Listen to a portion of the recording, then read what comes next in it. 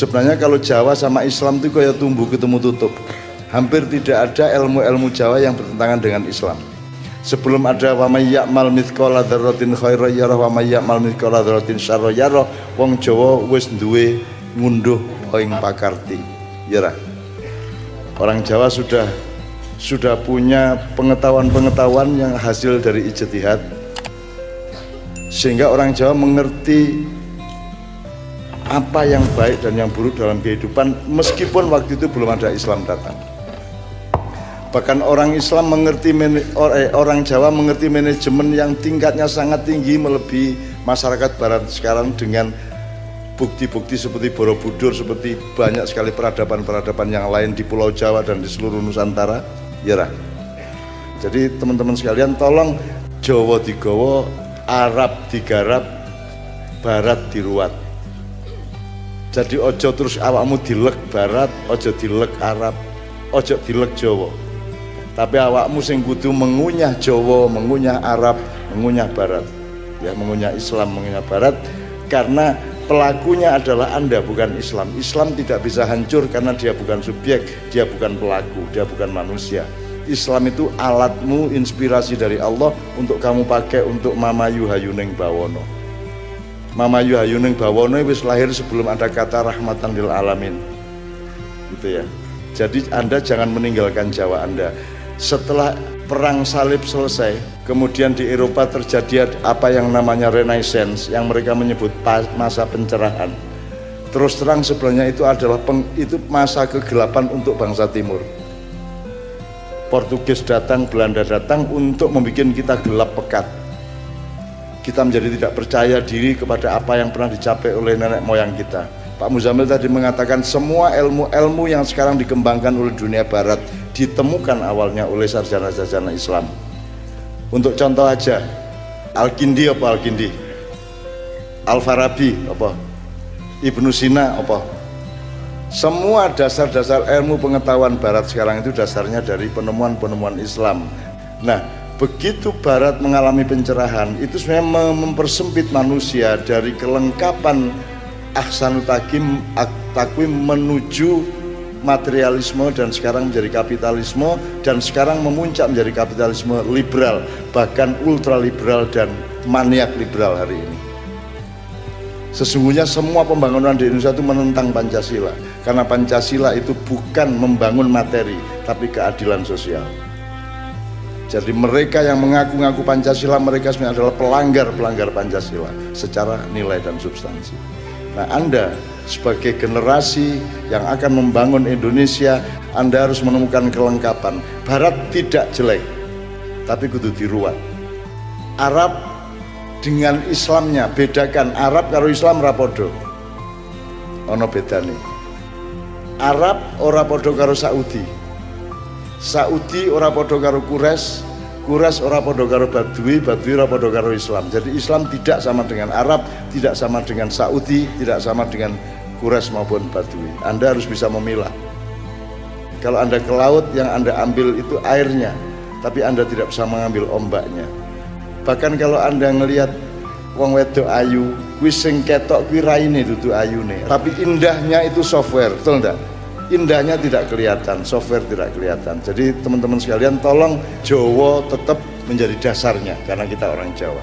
Islam kita terima, karena Jawa itu saampuh-ampuhe tetap gak iso nemokno sing Islam ngekei. Jadi Anda cari Allah, cari Tuhan, sapa to jane sing kuwasa, terus ketemu Sang Hyang Wenang, Sang Hyang Widi, Sang Hyang Tunggal sak piturute. Sampai ono malaikat jeneng Betara Wisnu, Togog, Panembahan Ismaya, Betara Bayu sak piturute. Ya, itu gambaran dan imajinasi mbah-mbah kita tentang peran-peran langit, peran-peran rohania. Tapi mereka tidak tahu persis. Yang bisa ngasih tahu persis tentang semua itu adalah Allah sendiri. Allah mengatakan Qul huwallahu ahad. Jadi kita tahu dia namanya Allah, dia ahad. Terus dia ngomong tentang, oh aku duwe Jibril, aku duwe Mikael, aku duwe Israfil, aku duwe Israel, aku duwe Kanzul Jannah, aku duwe Iblis, aku duwe Dajjal, aku duwe Sakhlatus Syamsi, aku duwe Zabaniyah, aku duwe Malaikat Salim sing njupuk lempung di Pulau Jawa dibawa ke langit 7 untuk dijadikan patungnya Adam ketika pertama diciptakan, dan seterusnya. Cerita ini wakeh, dan orang Jawa sudah menemukan yang lebih detail daripada khasanah-khasanah para sarjana Islam. Jadi ojo ngremehno Jawa, karena tujuannya dunia barat sesungguhnya, Yahudi dan globalisasi ini adalah menghancurkan Indonesia. Karena kita kaya raya supaya bisa dikuasai dan dirampok, dan cara menghancurkan Indonesia adalah satu, menghancurkan Jawa, nomor dua, menghancurkan umat Islam. Jadi Anda dibikin tidak percaya diri kepada Jawa, tidak percaya diri kepada Islam. Nek kamu pertahankan Jawamu, kamu pertahankan Islammu, kemudian kamu gunakan Barat untuk memperkuat dan mempercanggih pengetahuanmu, insya Allah kamu menjadi pemimpin masa depan yang sebaik-baiknya. Ketika lagu Maroon 5 One More Night tadi itu sepenuhnya loh nganggo saron, nganggo bonang loh, dan itu Jawa loh. Tapi ternyata dengan landasan Jawa, Mamayu Hayuning Bawono iso tunggu lagu Barat. Maringun mlebu sholawat ya iso gampang. Jadi Arab, Barat, Jawa jadi satu di Kiai Kanjeng. Jadi ini bukan sekedar pertunjukan musik, dan Kiai Kanjeng bukan grup musik. Kiai Kanjeng itu nama gamelannya. Grupnya gak ono jenenge. Ben gampang diceluk Kiai Kanjeng, tapi jangan nama gamelan. Anda tahu keistimewaan orang Jawa. Orang Jawa itu menjalankan apa yang tadi disebut Sabbahalillahi ma fis samawati wal ardh. Kalau orang Barat, alam adalah alatnya yang dieksploitir dan diperas. Tapi orang Jawa, alam adalah saudaranya, alam adalah kakak sulungnya. Sebelum manusia dibikin, alam dibikin terlebih dahulu. Jadi alam kui kang masmu, alam kui cacakmu, gunung, segoro, kabeh iki cacakmu. Maka orang Jawa sangat menghormati, sehingga di Jawa nama-nama benda itu dikasih apa namanya, kehormatan seperti sesama manusia. Keris dikai kiai, ya tak, Kiai Sangkelat, Kiai Nogososro Sabu Inten, Kiai Pleret. Di Jombang ning desaku ana jenenge Kiai Keningar Wit-witan. Kebon di Solo Kiai Slamet. Ya terus apa meneh liyane? Apa Mas? Kereta kencana, semua dikasih nama dengan penghormatan seolah-olah mereka manusia. Itu loh teman sekalian. Jadi nek bahasa modern ini, bahasane wong kampus. Nek benda, tanduran, termasuk planet-planet ya, hewan itu kabeh gak tahu salah. Mereka semua pasti benar, karena semua yang mereka lakukan itu langsung merupakan perintah dari Allah Subhanahu wa taala.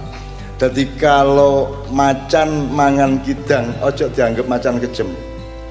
Jadi orang modern ini begitu sombongnya, sehingga kalau ada orang ngawur disebut hukum rimba. Padahal rimba itu adalah ciptaan Allah dan mesti bener, kalau salah. Itu namanya organisme. Nah, manusia disuruh jadi khalifah untuk bikin organisasi. Arahnya organisasi itu adalah meniru organisme ciptaan Allah. Ngono rek. Kowe kudu iso kaya lemah, kowe kudu iso dalam konteks lain kudu kaya banyu, kaya api, kaya geni dan seterusnya. Itu kita meniru organisme, karena organisme pasti bener. Anda jangan terus ngomong Gusti Allah kejem ya gawe neraka. Malaikat Israel itu pembunuh massal. Ngono. Kowe ngarani ngono kuwi. Bawen dina mateni wong lho, Mas. Malaikat Israel. Terus kamu bilang malaikat yang paling kejam adalah Israel, ngono. Itu berarti Anda tidak bisa menemukan harmoni antara nilai Islam dengan Jawa dengan Barat. Ana wong sing rajin ibadah, kelakuannya apik tapi melarat. Gak dikek rezeki akeh karo Gusti Allah. Ana wong sing molimo, narkoba barang suwoge, klemis, raine seger. Gak matek-matek itu ya ono. Terus Anda bilang Tuhan tidak adil.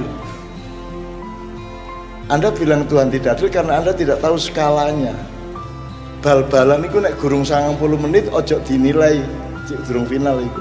Nek wis 90 menit 2-0 cetha wis. Kan gitu. Nah sekarang saya tanya, ibarat bal-balan 90 menit, urip ndek donya iki menit ke berapa? Kamu tidak bisa menilai apapun di dunia sebelum sampai ke menit ke-90. Kiamat itu pun bukan kiamat. Kiamat itu kebangkitan. Kamu dari uap menjadi air, atau dari air menjadi es, atau kamu dari ulat menjadi kepompong, dari kepompong menjadi kupu-kupu. Jadi kiamat bukan hari akhir. Kiamat itu hari akhir dalam arti turnamen yang pertama, babak penyisian. Menurut dadi sangkan paraning dumadi kuwi innalillahi wa inna ilaihi rajiun. Kuwi saka Gusti Allah bali nang Gusti Allah. Itu bukan pedoman orang mati, itu pedoman orang hidup. Itu teman sekalian ya. Nah, Kiai Kanjeng tadi itu memberi contoh aja bahwa iso wong Jawa mimpin dunya. Iso. Justru karena kalian itu hebat, maka orang barat dan orang-orang di luar Indonesia khawatir kalau sampai wong Jawa gaduk karo Islam, gus gak ono sing iso ngalahno. Mulane saiki diide-ide kaya apa gak mati-mati. Gak mati-mati. Islam diuelek-elek kaya apa tetep TV ya tetep Islam isine. Gelem gak gelem masih mek jamaah ngono wis gak masalah wis. Penting ono Islam. Ya tak gak. Tapi mereka ndak berani meninggalkan Islam. Islam kok elek-elek kayak apa, nggak teror jari Islam, ono iki anti Pancasila jari Islam, memecah belah Indonesia jari Islam, terus gak apa-apa elek kono. Ya sakarmu, tapi kalian tidak akan pernah berani meninggalkan Islam. Adzan di dinti tetap, selawatan di dinti tetap apa di Jawa Timur ini. Shalatu wassalamu alaik, mesti ono tuh. Ya Imam al-Mujahidin, wis gak entek-entek wis. Gak iso kon ngalahno Islam. Makanya mereka itu cemas. Mereka tahu Islam itu benar, maka mereka ingin menghancurkan Islam. Sebab nek Islam itu berlaku, mereka tidak bisa nyuri, tidak bisa ngerampok, tidak bisa mendustai Anda, tidak bisa ngapusi Anda. Itu ceritanya. Nah, oleh karena itu pendidikan Anda kita semua ini harus sampai kepada kesadaran harmoni antara tiga hal tadi itu. Jadi kamu tetap kudu sinau di masyarakatmu, di kampungmu, di keluargamu, dan sinau dengan mbah-mbahmu dan semuanya. Lengkap tiga tadi, Islamnya,